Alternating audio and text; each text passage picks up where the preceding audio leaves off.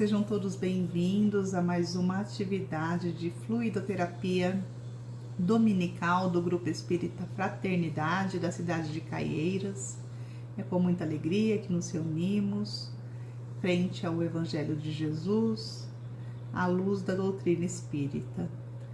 Então, para iniciarmos, convido a todos a uma prece, pedindo a Deus, Pai de infinito amor, que nos abençoe, que nos proteja, pedindo a Jesus, nosso Mestre, visualizando a sua imagem, pedindo que a sua paz esteja conosco, pedindo a espiritualidade amiga, nossos espíritos protetores, que nos deem o amparo, o envolvimento e o discernimento necessário para mais um tema que vamos trabalhar hoje. Que assim seja, graças a Deus. Então vamos lá. Nosso tema está no Livro da Esperança, livro ditado pelo Espírito de Emmanuel, psicografado por Francisco Cândido Xavier. É a lição 8, intitulada Instituto de Tratamento. E nesse capítulo, nesse texto, Emmanuel, ele nos convida a algumas reflexões frente ao convívio familiar. Ele nos apresenta, que é nesse local. Esse local é um local de nosso lar, nossa família, é um local de reajuste e de refazimento. Só que a gente vai trabalhar um pouquinho mais esse texto baseado no Evangelho segundo o Espiritismo, no capítulo 4, intitulado Ninguém pode ver o reino de Deus se não nascer de novo, no item 18, onde Kardec, ele apresenta, a força dos laços familiares através da reencarnação, os nossos compromissos, Então, Kardec explica nesse texto, abro aspas aqui para Kardec, que os espíritos formam no espaço grupos ou famílias unidas pela afeição, pela simpatia e semelhança de inclinações. Esses espíritos, felizes por estarem juntos, se procuram.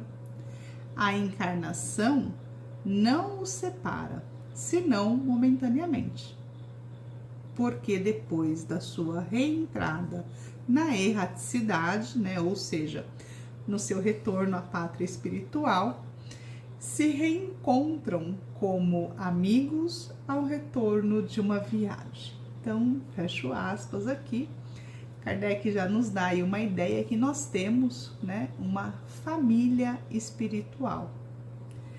Mas, em contrapartida, se temos aqueles que nos amam, que nos querem bem, temos também aqueles que ferimos ou que nos feriram, aqueles que magoamos ou nos magoaram, temos aqueles que prejudicamos, ou que nos prejudicaram, temos sim.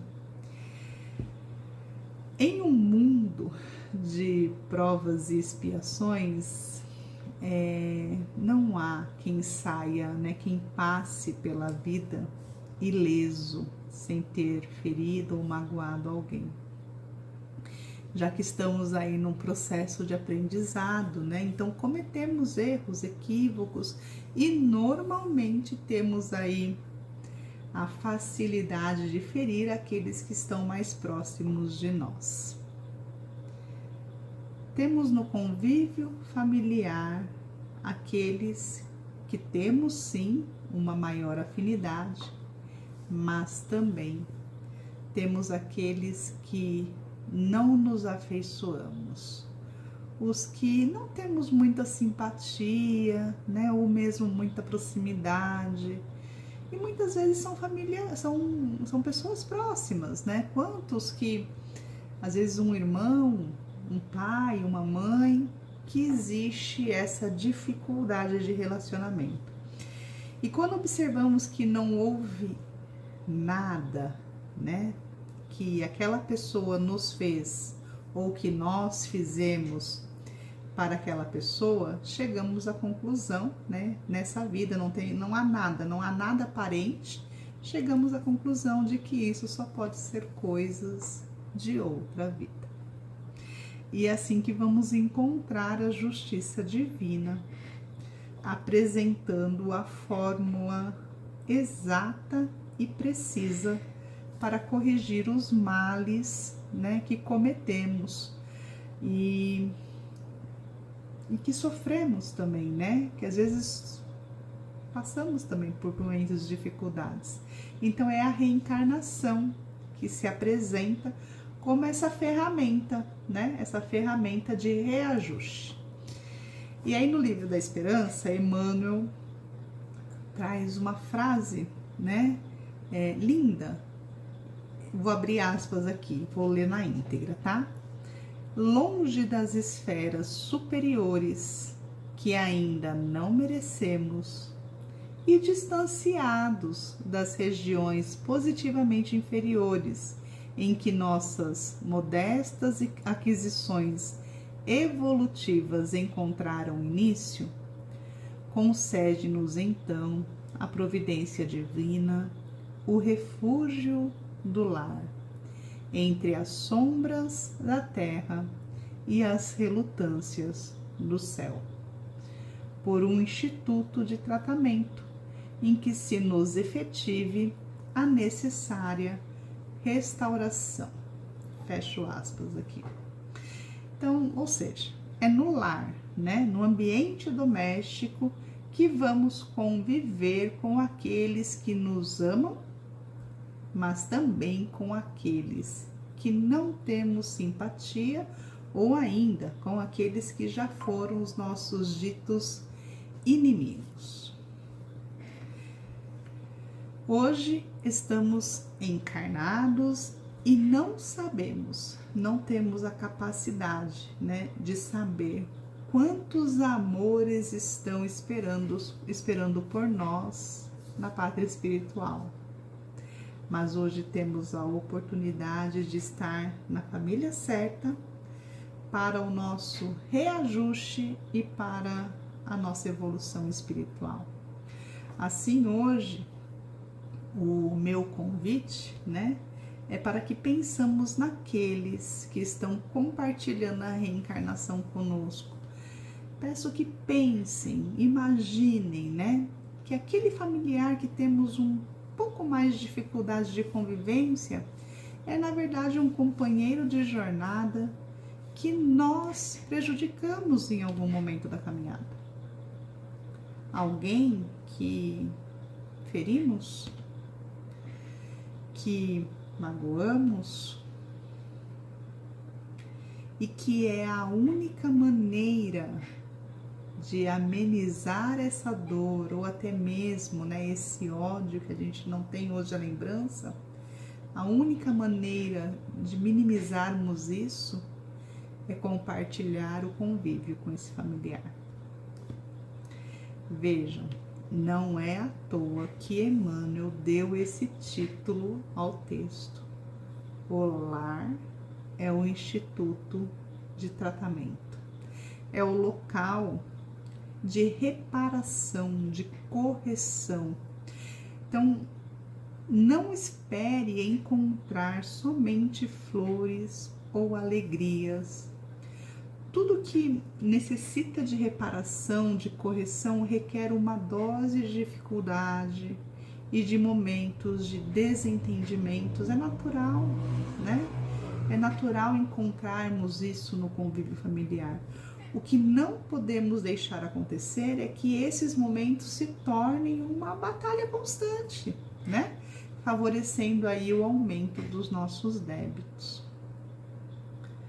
Mas eu vou continuar o texto de Emmanuel para a gente chegar aí no raciocínio. Vou abrir aspas novamente. É assim que, reencarnados em nova armadura física, reencontramos perseguidores e adversários, credores e cúmplices do passado, na forma de parentes e companheiros, para o resgate de velhas contas. Nesse cadinho esfervilhante de responsabilidades e inquietações, afetos renovados nos chamam ao reconforto, enquanto que aversões redivivas nos pedem esquecimentos. Fecho aspas. Então, quero ressaltar aqui a importância do momento que vivemos, a oportunidade que temos em compartilhar essa reencarnação com as pessoas que estão ao nosso lado, né? E o quanto precisamos aproveitar essa oportunidade que a vida nos dá. Muitas vezes olhando para aquela pessoa, né, da família que há essa dificuldade de convivência, tomamos o caminho do afastamento, né? E aí a gente reativa os laços de desafetos que lá na pátria espiritual nos comprometemos a dissolver. Esse ciclo ele precisa ser quebrado, e é apenas com o amor, né? Apenas o amor é capaz de quebrar esse ciclo. Ah, Tatiana, você não faz ideia do quão difícil é fulano na minha vida. Ah, Tatiana, conviver com ciclano é impossível.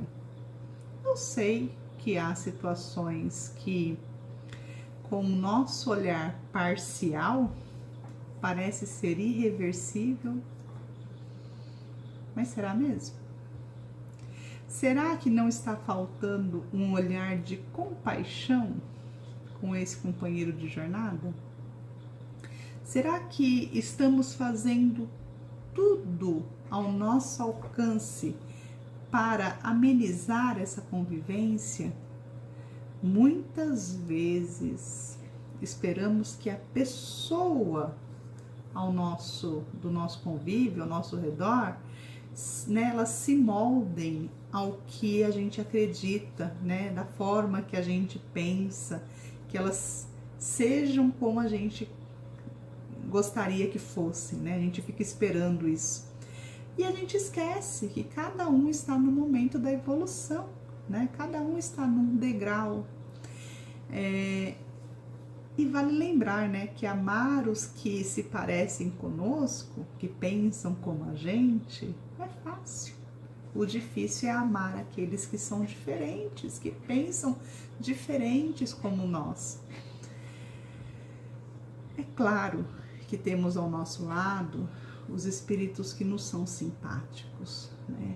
Que temos afinidades, mas vale lembrar que temos lá no plano espiritual espíritos que nos amam e que nos aguardam, né?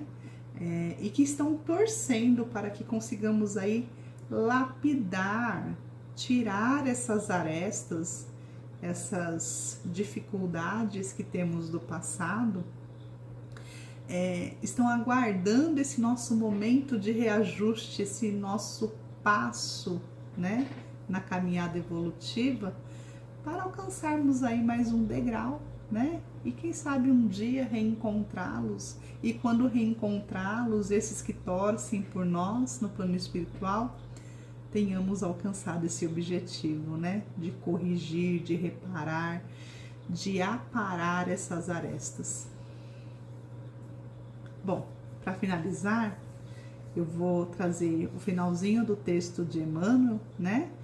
Que ele coloca assim: à vista disso, no mundo, por mais atormentados nos seja o ninho familiar, abracemos nele a escola bendita de reajuste, onde temporariamente exercemos o ofício da redenção, conquanto, crucificados em suplícios anônimos, atados a postes de sacrifícios, ou semi-asfixiados no pranto desconhecido das grandes humilhações, saibamos sustentar-lhe a estrutura moral, entendendo e servindo, mesmo à custa de lágrimas, porque é no lar que esteja ele, dependurado na crista de um arranha-céu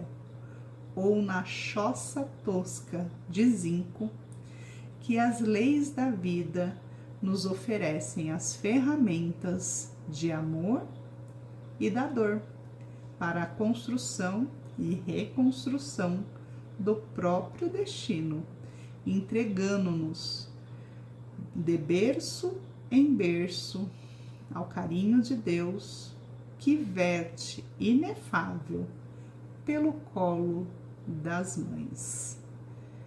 Emmanuel, né? Poeta. É lindo esse trecho. Então vamos aproveitar a oportunidade, né? Deus nos concedeu o momento propício com as pessoas certas, né?